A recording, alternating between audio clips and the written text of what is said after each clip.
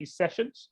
There we are, we've started recording now, and we use them for students all the time. So thank you for joining us now. And if you're watching this on record, that's fantastic too. I hope you enjoy it. I'm very lucky here to have Thom here, who's going to be talking to you about computer games design. Okay, it's obviously something that I get as a careers and HE advisor get asked about an awful lot. As something that is, obviously a growing, a massive industry, and also from a technical point of view is something that's grown massively as well in terms of its complexity over the last few years.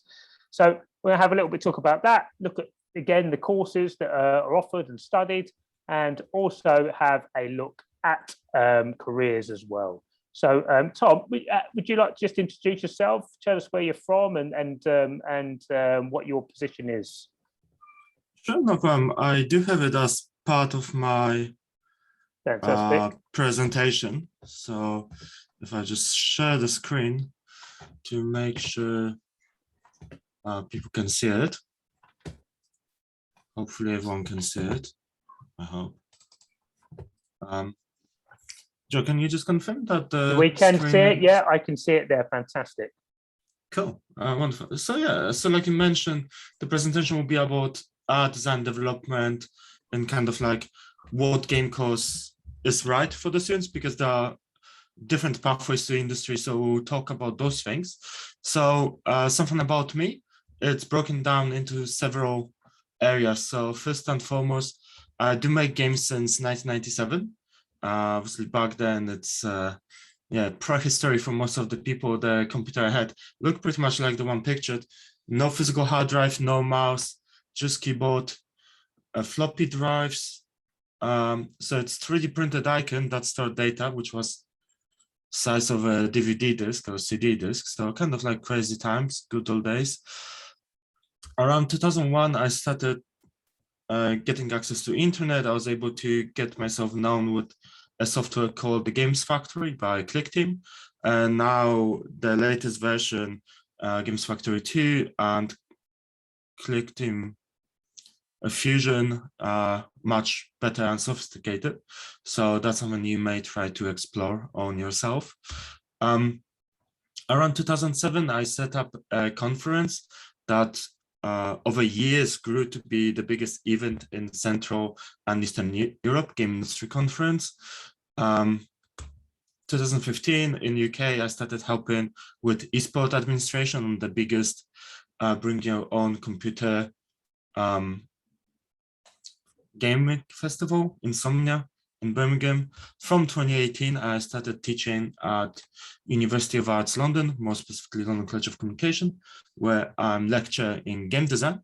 That's what kind of given me credentials to do this presentation. And here you can see the award I received from our students literally this year, earlier over summer, for outstanding online teaching and learning. And from this year, I'm also regional organizer for a global game jam in United Kingdom and Ireland.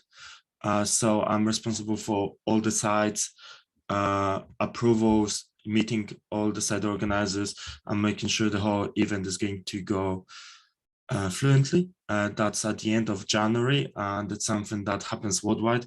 So I imagine there will be some sites in your country as well. So that's something from that perspective. But also, whatever you ask in terms of games, I kind of done it.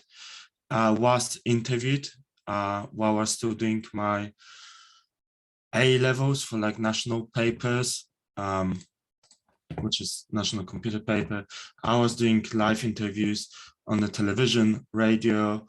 Over years, I was doing a lot of talks. So I was interviewing industry people like Francois Lyonnette, who was co-founder of ClickTeam. I was also being interviewed on like 10th anniversary of Game Industry Conference. Like you can see, that was in 2017. So like 4 years ago. Also, as a lecturers, we had several awards and nominations. So that's also a great success. From academic standpoint, I do have a Bachelor of Science in Digital Games Design from Buxton University, Masters of Arts in Digital Games Theory and Design, and I also do have now a PG cert in Academic Practice in Art, Design and Communication, which kind of is a teaching degree and qualification. I just wanted to check if students do have access to chat. Not sure if that's the case or not. Yeah, absolutely. I mean, as always, if people want to ask Cool. questions, that's fine. They can have them to the chat and communicate that way. Oh, it's more that I want to ask them questions in a way that I would like to know, do they play games? It's kind of like simple, yes or no question. But if you do, are those analog games by any chance? By those, I mean like board games, role-playing games, live action role-playing games, or any particular sports that are your favorites, because all of them are effectively games. Or maybe you prefer digital games, and if so, what's your favorite console? Because each of them has its own unique advantages, its own unique perspective, and that's kind of like one of the ways you can see people being, connected by what they play, or rather on what they play. Also, if you think about games, you can have different visual angles. Like you can have conceptual, such as like very pretty art that you do not mind hanging on the wall in your room, effectively all the posters, things like that. You may be developing 2D art that will be used in the game. That may be pixel art, but doesn't have to. 3D art, 3D models of characters that are usually placed, in most of modern titles. But you can also have tangible spaces using physical computing and different technologies like LED lights and so forth. So there are different ways there to engage with game development. And talking about development of the games, there are also different angles. So obviously, a lot of designers do a lot of technical documentation explaining how they would like things to work. And then a lot of that is puzzle solving, is finding those missing pieces and seeing how everything works tightly with everything else. And it's kind of like interactive. To do that, on our course, we do code a lot. We teach programming from day one, but it's not as advanced programming as on BSc courses, but it's still present from day one. As I mentioned earlier, you can be exploring coding alongside physical computing, like Arduino boards and so forth, and doing more tangible experiences, or also things in virtual reality, as we do have courses defined for that as well. But with all of different pathways, there's one kind of secret solution. It's not really that secret anymore because everybody are talking about it, but then at the same time, everybody are forgetting about it. So having different jobs in the industry, kind of like pathways that, you can have quality assurance. So like working on different games, audio pathway, like game design that branches out to things, like from storyboard through script writing, map editing, level design, things like game design on itself. You've got art animation, you've got programming, you've got variety of production roles as well. For most of those things, you need to evidence your work. The best way to evidence your work is portfolio. And portfolio doesn't have, can mean different things for different courses. So for instance, for art animation, obviously portfolio can be something like a profile on ArtStation with your pieces. For audio, it can be profile on SoundCloud with different audio tracks or recordings that you have performed. For any production roles, is just successful projects that have been delivered to the market and are available. So let's say you make a game, you release it on the App Store or Google Play Store, and that's already something that, or you're supervising that project. And some of those things may seem to be quite out of the reach for you at this time, but they really are not. And that's something I'll be able to expand later if there'll be interest based purely on my LinkedIn portfolio. One thing to kind of like visualize thing is like dwarf matrix that I developed like to help people to kind of picture things. So we've got matrix with 4 aspects. We've got visual part and written part. So as you can imagine, they are kind of like opposite from each other, pictures and text. Well, effectively text is pictures, but that's a separate conversation. And that's how we've got the artistic and technical aspects. So what we can think in terms of technical and written, well, that would be surely programming, because it's very technical, but everything you do is written text. While on the opposite spectrum, visual and artistic would be more something like programming with any flow diagrams that can form kind of interesting abstract picture artwork, but not necessary. Between the two, like written and artistic, you may have things like ink, which is a text-based, but is a piece of software that's kind of like targeted to help you creating narrative experiences. And then in technical and visual, you've got things, as I mentioned, the Games Factory earlier, that uses a visual grid system to help you to create a game based on simple concepts. But at the same time, with all those aspects, like, yes, technical programming aspect being taught, or you're the magic person behind the code, where usually like visual artistic people just think, oh, this is all the 3D artists, 2D artists who develop the art for the games. Visual technical aspect is obviously any of that sort of VR experience or tangible experience that's kind of attracts your eyes first and then immerses you in the whole experience. And on the written artistic side, you've got all the narrative designers who create the story for the experience. And each of those can be even broken down further into different kind of paths that will be explored in a way. So as I mentioned earlier, from technical, you've got things like programming, game development. On the artistic side of written things, you've got narrative design, marketing. That has to be quite creative. So this was kind of like in the corner of written and artistic. Because everything, even like the visual assets, they do have a lot of like written text behind them to make sure like each moment kind of like hits the right boxes. We've got virtual reality, and then we've got obviously, like game art path. And just if you develop games, so for instance, one of our student projects, visual artistic will be the game representation. So you've got all the UI, you've got the game characters, like some objects like a tent in the setting.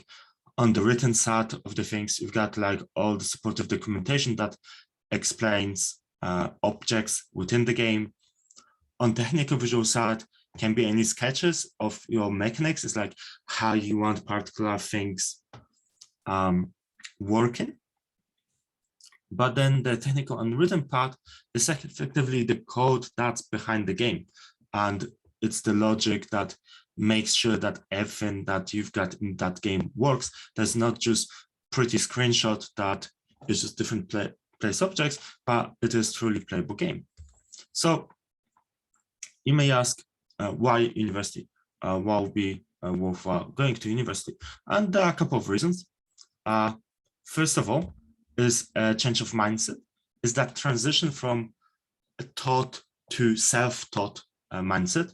from being in a way as a consumer to becoming creator and an artist.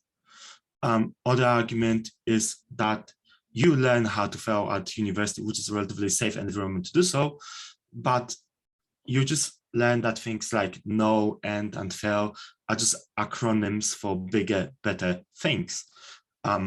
What university helps you with is expanding your portfolio, and the projects you have, they might not be the best, they will clearly be seen as a student work, but it is in a way portfolio build-up, as for instance, in our course, our students during first year are offered around 80 to 100 game ideas to be developed into playable projects.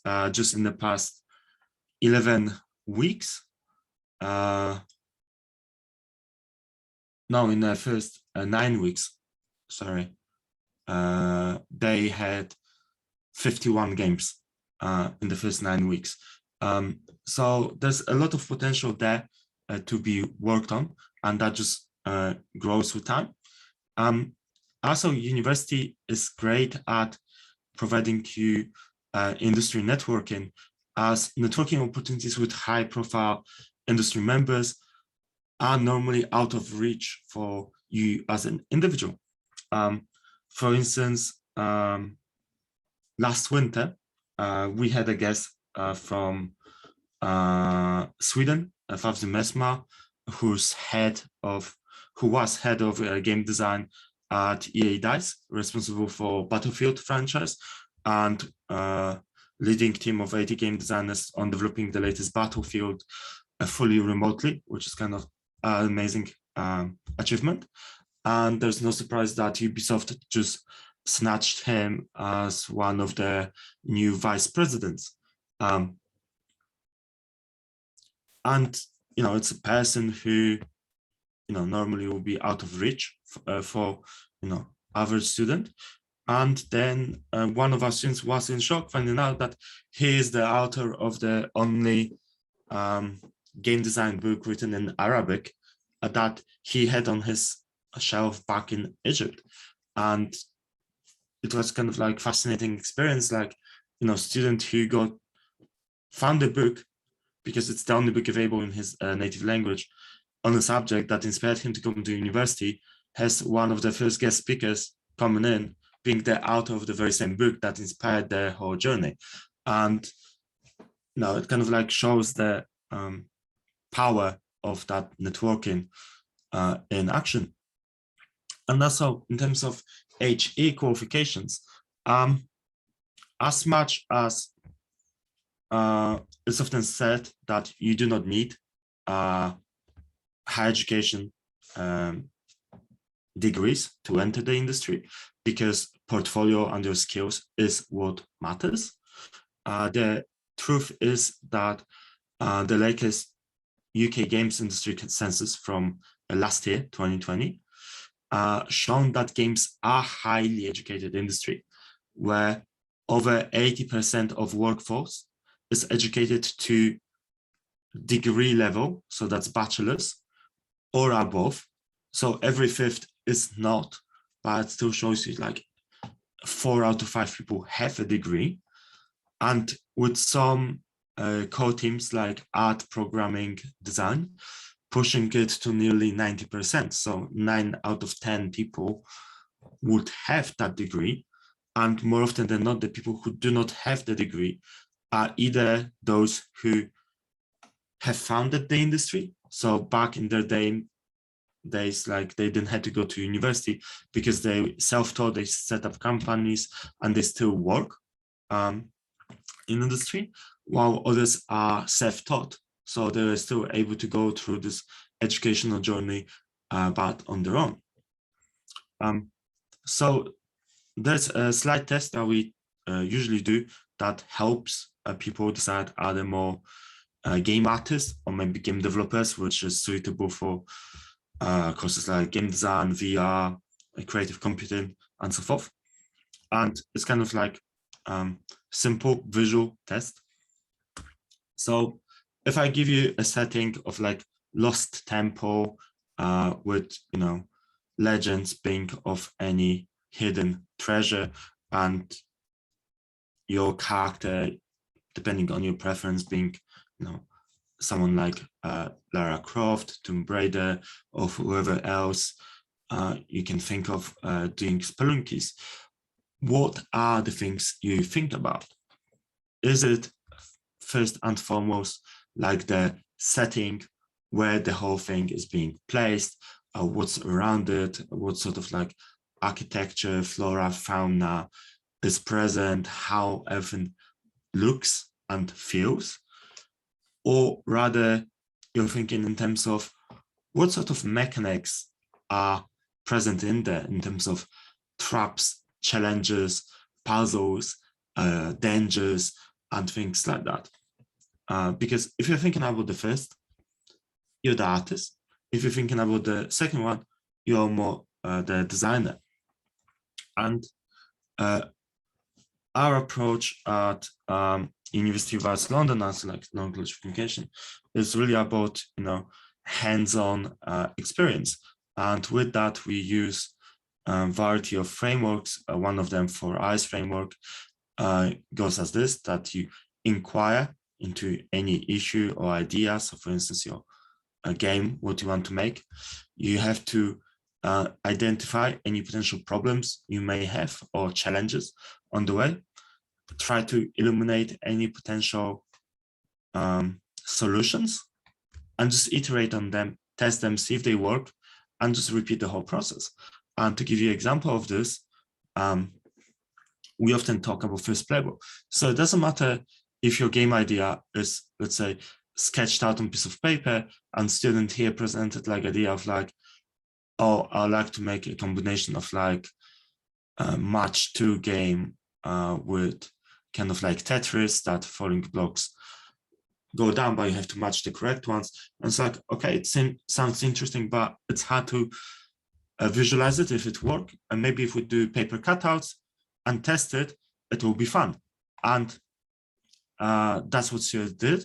They've done the paper cutouts, we play tested it, it was a fun experience, we tried to time it with the phone, and then the students started developing it. So obviously first build just had a simple data, so just like information. We need to know if they're too much, so it's just the number to test the interactions. Then we add the shapes, and then the whole polish how the game can look on mobile device is the very last thing that we care about, but it's still showing like the whole journey of the game. So when you look into any courses in the potential future, things you may be looking for are relatively simple. Things like staff profiles. You can check their profiles, see their work, see their impact, see their approach. Most institutions do list only full-time or senior staff. So a lot of associate lecturers or members on different contracts won't be listed, but will be introduced to you. But at the same time, you can look for people on social media. Like for instance, for most of our team, we are present on Twitter. So if you want to follow us, feel free to. If you want to hit up questions, feel free to. Other thing that you also need to see is like how they are network with industry. In our case, we do have a yearly graduation show. We do have guesting lectures from a variety of companies. Here's just like a small selection. So obviously, as I mentioned, Favzi from the ICA. We had people coming from Ubisoft, Microsoft Rare, Splash Damage, and many other companies. And we also have a lot of success stories. As I mentioned earlier, like the award given me by students, our students winning different competitions, getting different spotlights, just highlighting some of them from last 2 years. So in 2019, Rock Paper Shotgun highlighted one of the projects done by Pauline and Taylor, Project Madison, that also gave them traction as being guest speakers. And year after graduation, Taylor was shortlisted as one of top 100 people of color in our games industry, which is amazing recognition for someone who just graduated from university. In 2020, also 3 of our projects took part in Transfuser, which is like a national game development competition, and 2 of them of Random Wordplay were in finals and like won the thing, because they've got like 4 places that win. And out of 4 London-based teams, as I said, like we had 3, which is amazing. Also, Frog Island was shortlisted that year to UKA Game of the Show, where it's a selection of 15 best games developed within the United Kingdom, and the finalists will be representing UK at Gamescom in Germany. And it competed against Codemasters and us too, like 1-to-1, which is amazing achievement. Earlier this year, Wordplay went to further become part of an incubator cohort from the Tanko Zone. They won Best Student Business from TIGA Awards, which is the Independent Games Industry Awards. They were also shortlisted in the UK Game of the Show Award, like Frog Island in 2020. Other project from our bachelor's, Found Guys, was taking part in Transfuser, but they also won the 3rd place in NSE, which is National Students Esports League, that run game making competitions, and they held the 3rd place for the co-op mode for the Found Guys. That, funnily enough, was developed over 48 hours for Global Game Jam earlier in 2021. It's just, really amazing in a way.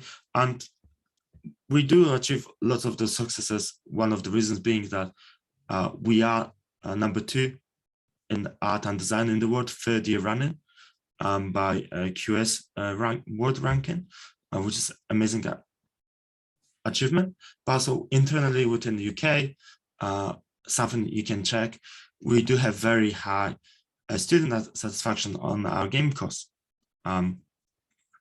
96% from 100% of our student body, and it's something that you can check yourself.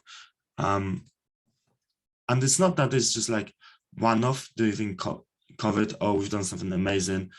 It's our overall satisfaction over the last 4 years. You've got 90-20, 93%, 18-19, again 96, 17-18, 95. So that's something we do deliver year on year. And no surprise there that if we do have satisfied 3rd year students, they do end up working in the industry. And it goes for years. Like our first graduates were in 2003. So just listing one of them, Gavin Russell. He is now CEO and founder of 40 Acre Line, but he is ex-PlayStation content acquisition and recruitment manager for many, many years. Nadi Adim took a full-time career as a software engineer at Sparta Global. So he went full on programming, developing through the skills we taught as basics.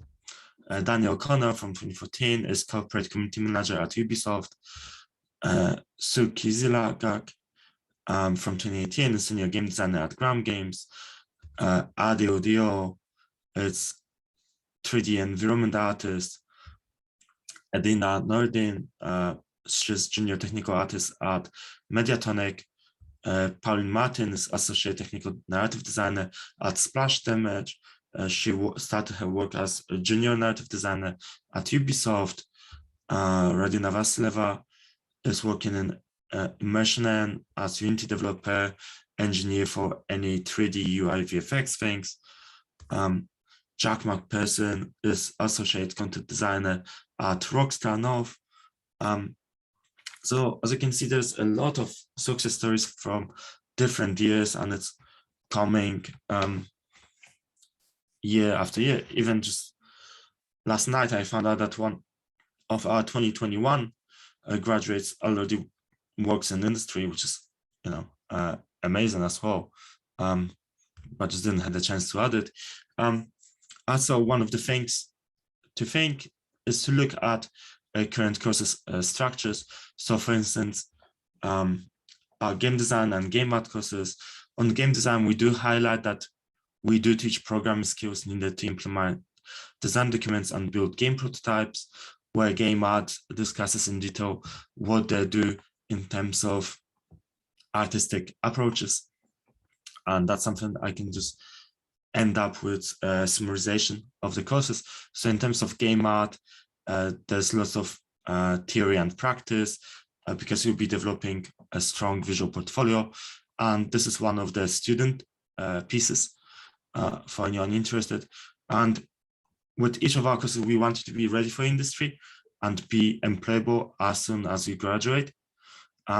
So yes, you'll be doing a lot of things in terms of art, as well as 2D, and in terms of the matrix, as you can see, it's a lot of art aspects and a little bit less in terms of design and marketing, but it's kind of like great. Some more of game examples on the games. It's more about problem solving and resolving any issues and developing stuff. And we do focus more on the technical side of things. So we design, develop games, we program them, we do some 3D modeling, but we also do some art as much as we need. With VR, they do have a very immersive, hands-on approach of development. They have some industry life projects because obviously VR is a mix of different things and quite popular now. And as you can see, they're kind of like on both sides of the spectrum, that they need to do some programming and some design side, but it's more about a narrative experience rather than game itself. And they do a lot of technology with the VR. So that will be about it. Any questions, ideas, other things to be shared? Thank you, Tom. That was fantastic. Really interesting, really great overview of it. I think you can really see the kind of depth that this course has, and obviously that relation to industry, which is so strong here. Obviously, a few people joined us late. So as we always say, you can add any questions to the chat. And it's a unique opportunity to talk to someone. As I said, we obviously have a lot of academics on these things, but obviously Tom has that very close relationship with the industry as well. So obviously, if you've got any more industry related questions, do get them to him, because it is a really good opportunity to have those. I certainly have a few, so I'll be asking those if you guys aren't able to just at the moment to put them in the chat, that's fine. Just to say, I'll very quick overview of University Arts London as well, just because it's slightly different from maybe the standard university you might understand it. So it's very much an umbrella organisation. And within it, there are these individual colleges. And you can see Tom's from the London College of Communication in London's beautiful Elephant and Castle. You've also got other, famous art colleges, Camberwell College of Art, Central St Martin's, all these small, unique colleges that sit under this big umbrella. So it's just as an interesting thing. If you want to find out more about the university, do just come and contact me, and I can tell you more about how that functions as an organisation in itself. Right, Tom, like I said, while waiting for if anyone else wants to post anything, I have a few questions for you. And one thing I'd really like to just know a bit more about is when you started mentioning failure. And it's obviously something we talk about a lot in engineering and other areas. We often discuss this area.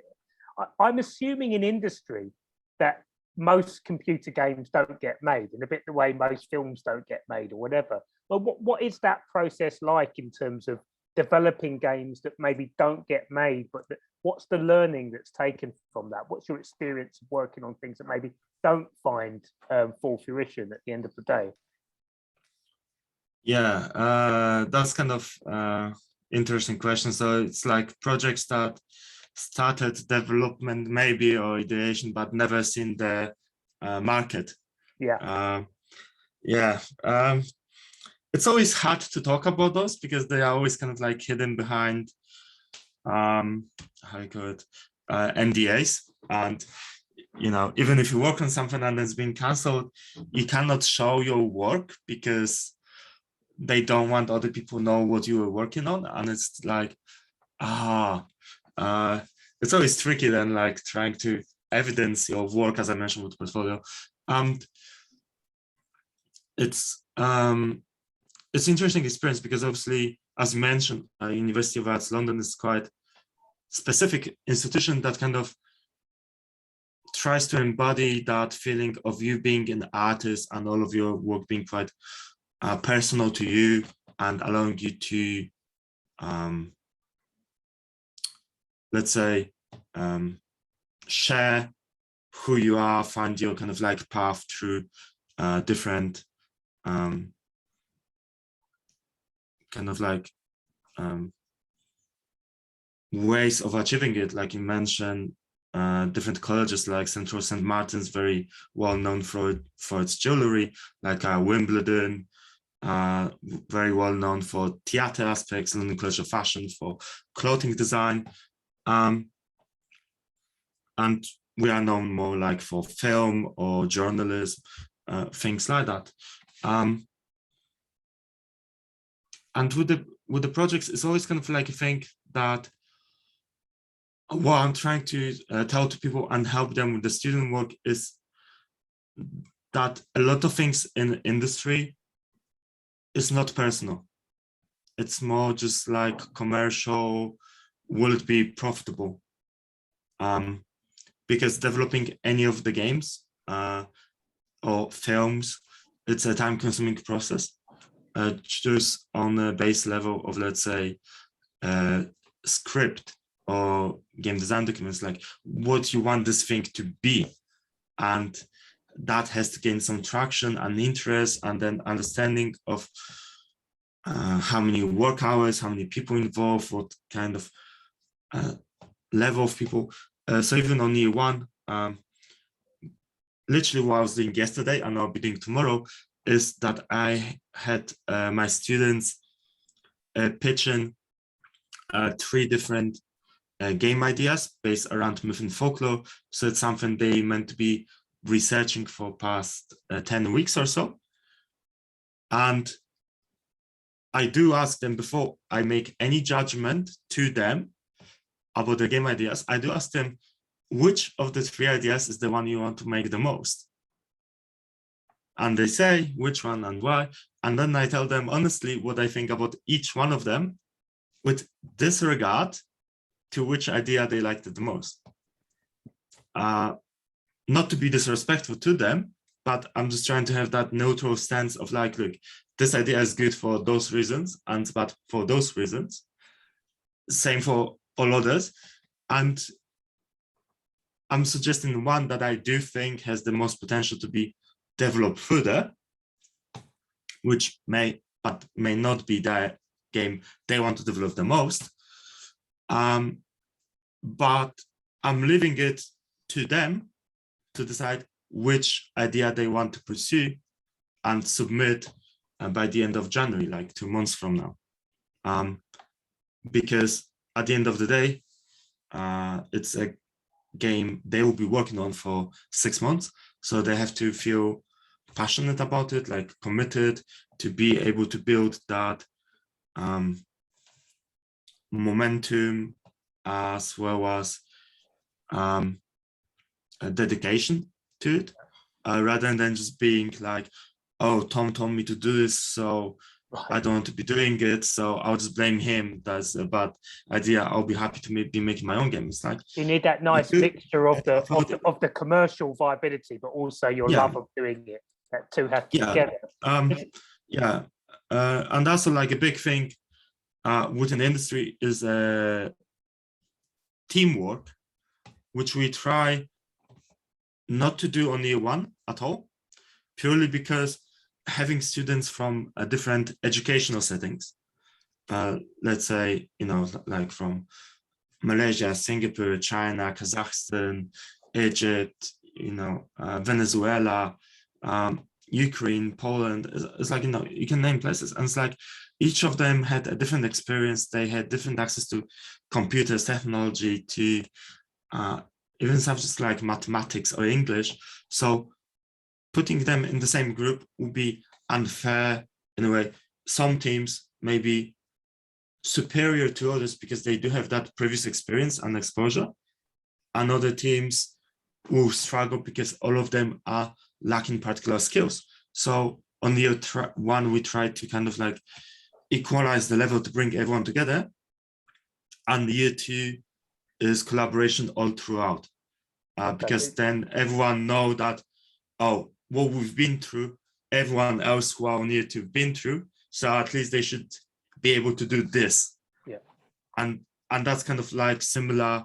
If you're in the industry, you kind of know what was interviewing process, how hard it was to get your job.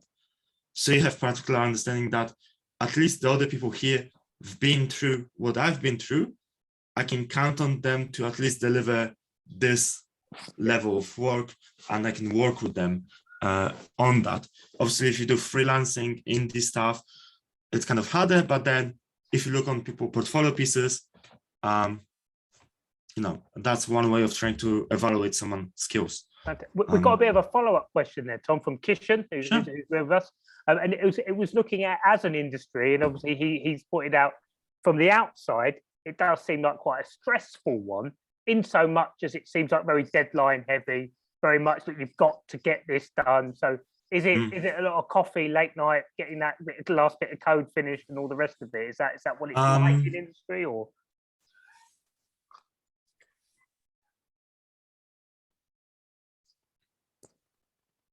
Unfortunately, 99% yes, and 1% no. So obviously, if you have a particular game or film or any other medium that you're working on for a client, they do have a particular date in their mind that they would like it to be released and be making money for them. So you need to develop the thing by that date, and you may think, oh yeah, I can charge someone for 10 days work, but I'll do it only during one day. If you can do that, amazing, like life's good for you.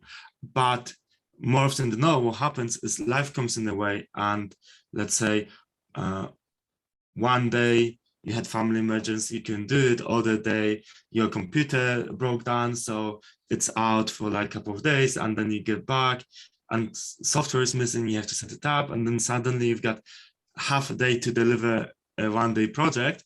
Otherwise, not only you won't be paid, you have to pay penalty or anything like that. And there is a lot of conversation about crunch culture in our industry. There's a lot of conversation about peer pressure in our industry, which is more prominent in particular companies or cultural circles than others.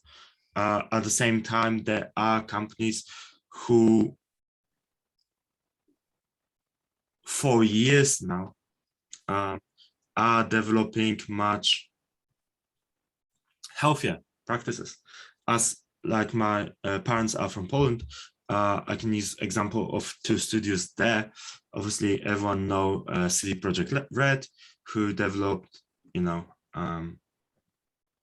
Witcher, now recently Cyberpunk and things like that. And there were many stories about, you know, CD Projekt Red after release of first Witcher, like that they fired the whole team.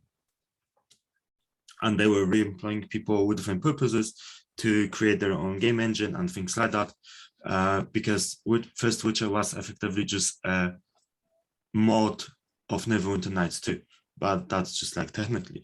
But what those people did, they set up their own companies, things like that happen. And then obviously, because it's a big employee, there's issues in terms of, you know, conflicts, deadlines, because it's large titles, large money, large pressure from just even customers. It's like when those games are going to be released, why this game is so buggy, things like that, why you only show PC version of like Cyberpunk.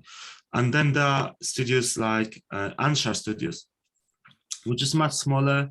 It worked on more kind of, you think, indie stuff, but they also released a game in cyberpunk setting called Game Deck, which is based on a series of books also by Polish author Marcin Przybyłowicz.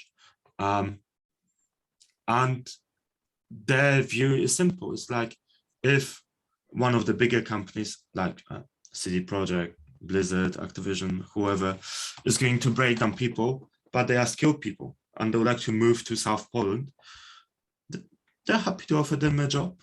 They're happy for them to have flexible work-life balance. It's like, oh, you can't do 9 to 5 because you've got a young kid. You have to take them to school, pick them up from school. No problem.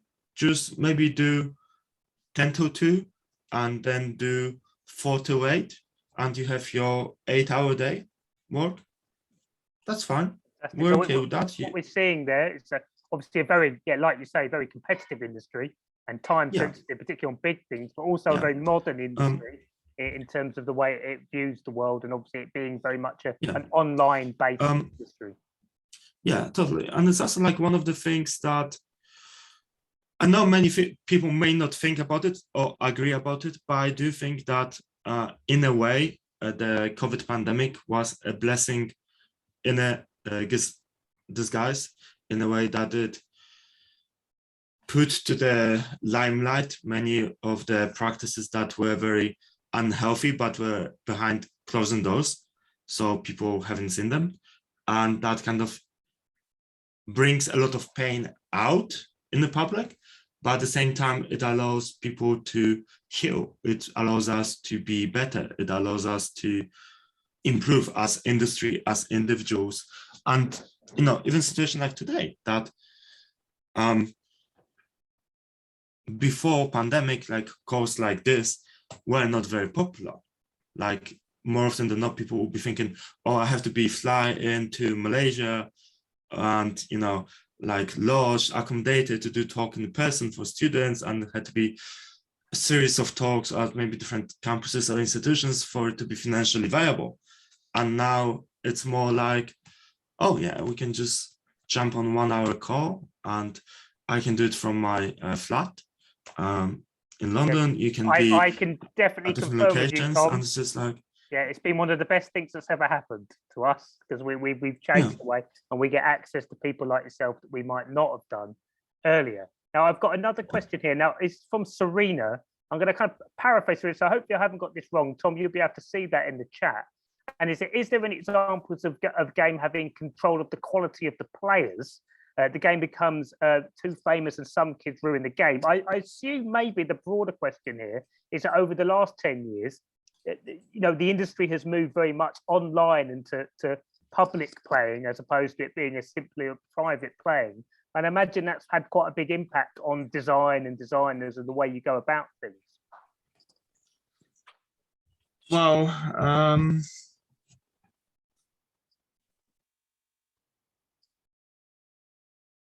Or not?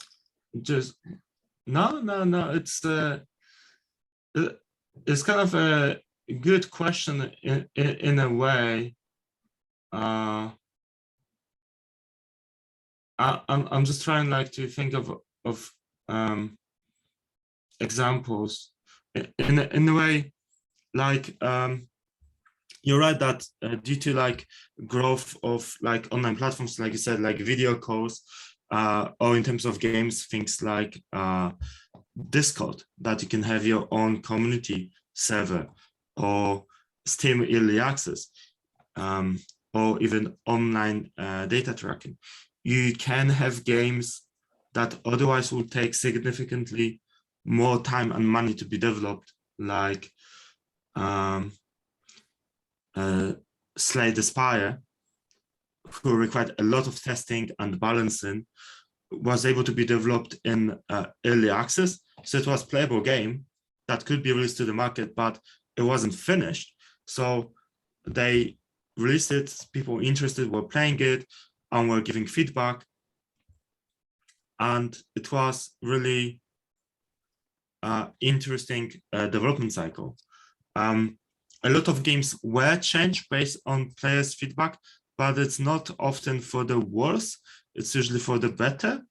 So you can think stuff like No Man's Sky that was released. There was a lot of backlash from community because many things marketing department promised that were not agreed with development team and were expected by people were not there, and only over many years the game became better.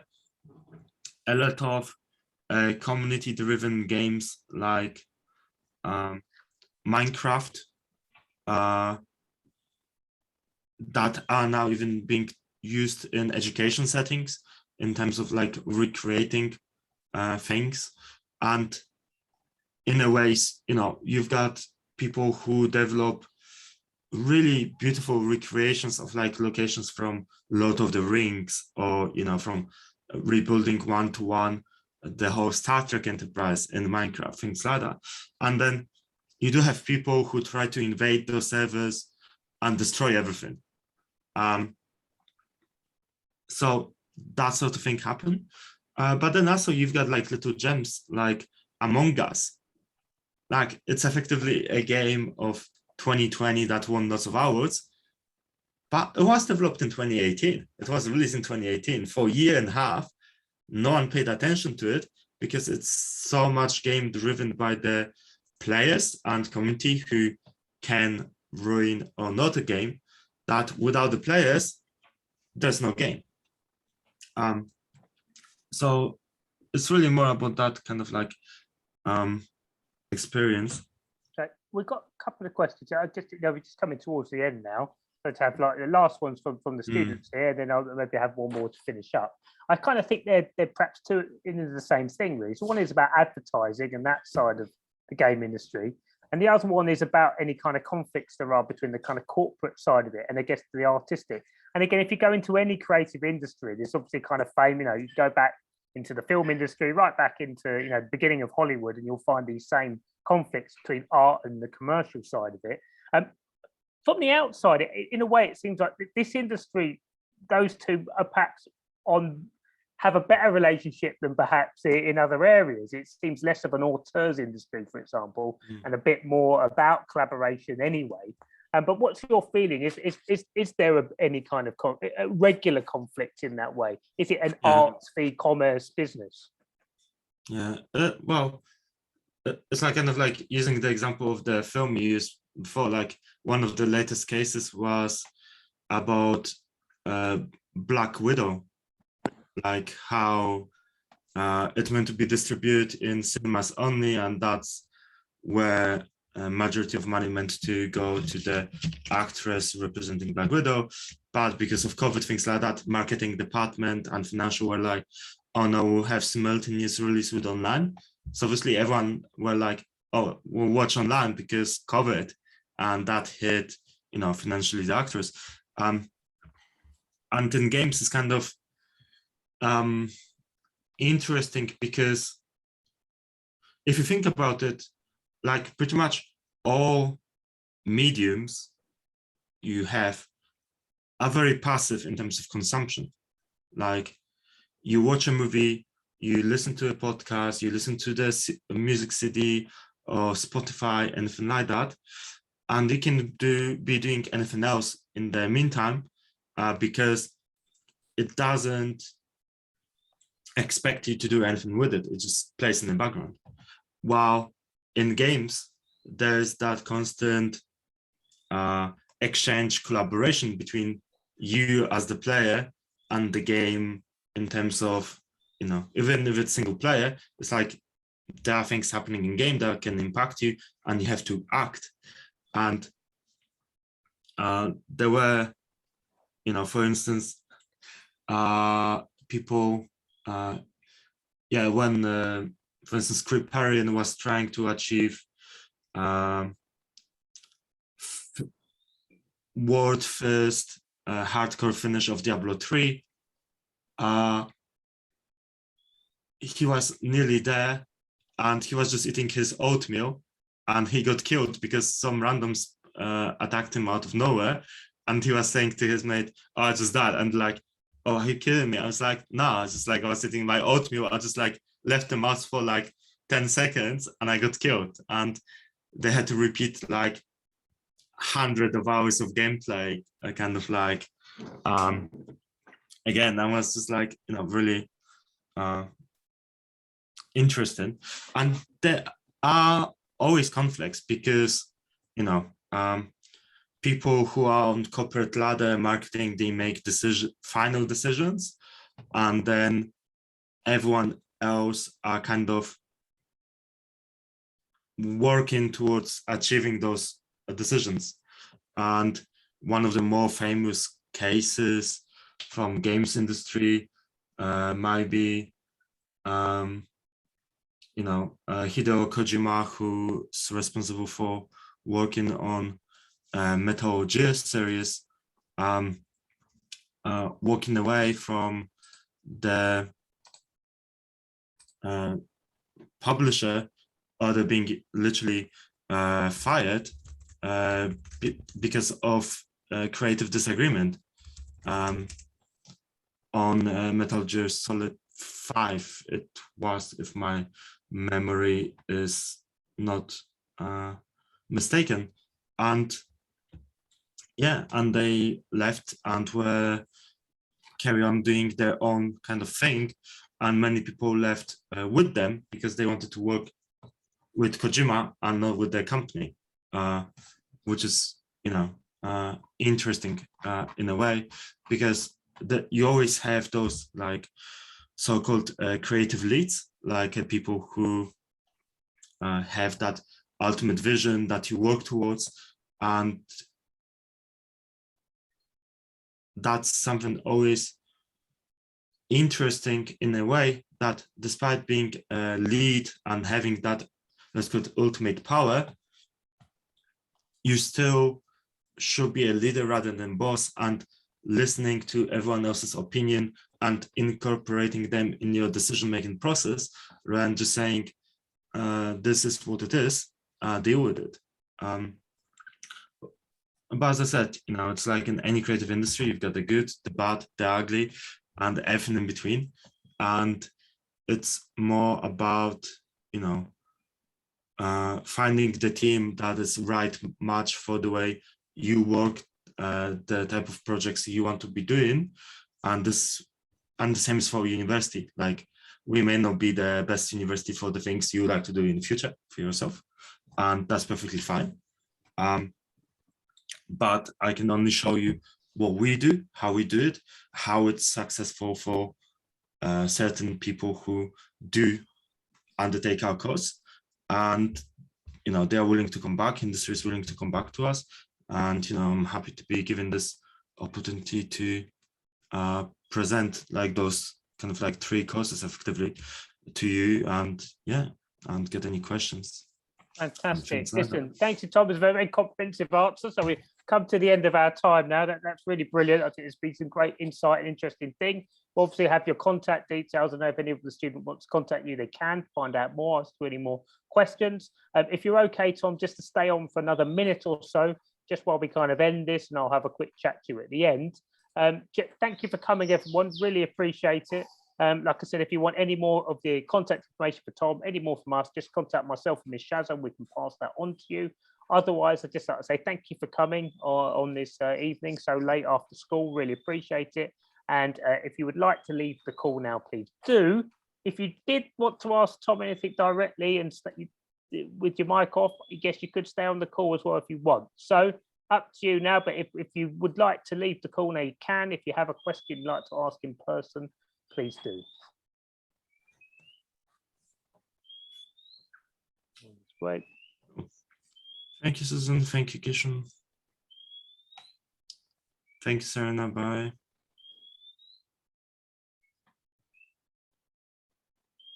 Rosie, did you have a question?